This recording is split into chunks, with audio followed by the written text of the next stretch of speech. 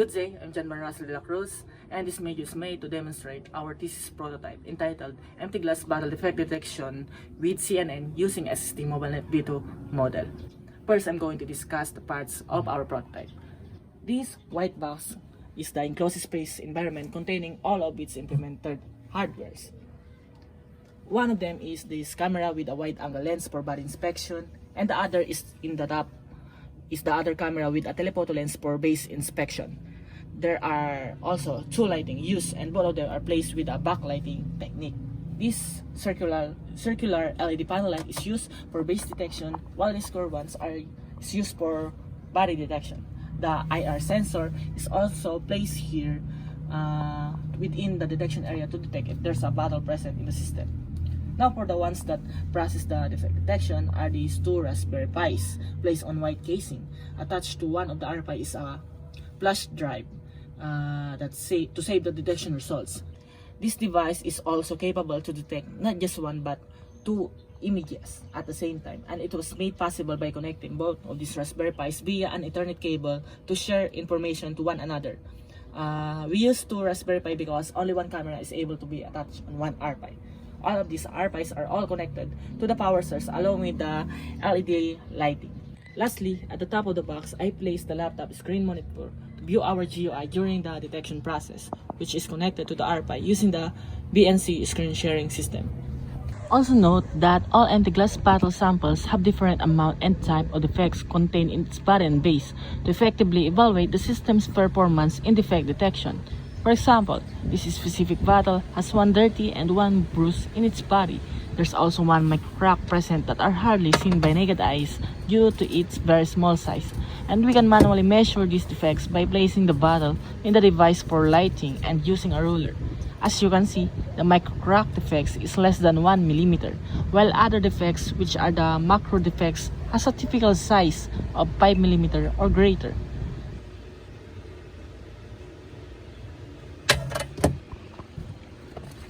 This is a quick sample process to see how does the device detect defects, and from the GUI, we can verify the size we measured earlier to the size measured by the system.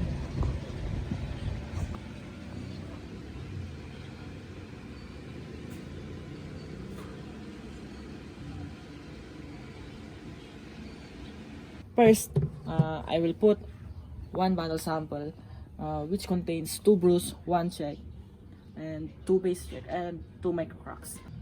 When I place the bottle in the center of the detection area with this transparent glass as a footing at the top camera as a reference if it's already in the middle, the IR sensor sends a positive signal on the RPi, which will then acquire an image with a 3-second delay to prevent the hand from being in the image when placing the bottle. After 3 seconds, the image that is captured by both cameras will be processed by our defect detection model within the system, which is the SSD MobileNet V2, with the trained data set as a reference.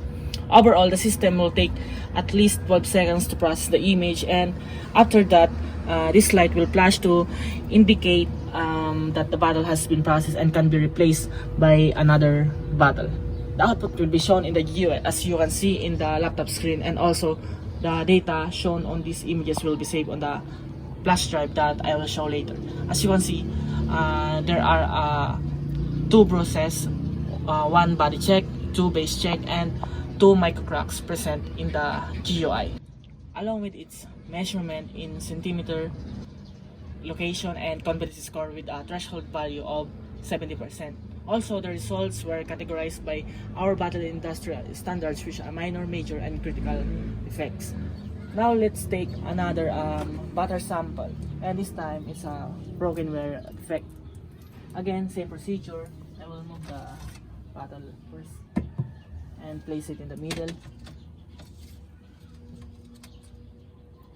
and wait for at least 12 seconds to process the image, and the LED will signal its process. And as you can see, the bottle has been processed, and we can see in the GUI that it is a broken defect with categorized as a critical defect. The value is 2 because it is detected in the base and the body of the image. Now let's take another sample, and this time it contains one dirty, one bruise, one base check, one chip, and there's also micro crack present here. Again, same procedure.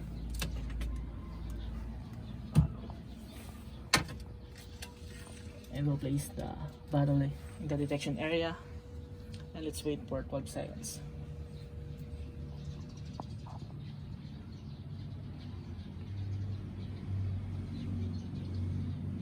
And the LED signal the process. It means the data results has been processed, and we can see that there is a total of 60 pegs present in the bottle. One base check, two chip, one mic crack, one dirty, and one bruise. Now let's see the results stored in the flash drive. And first I'm going to remove the flash drive in the Raspberry Pi.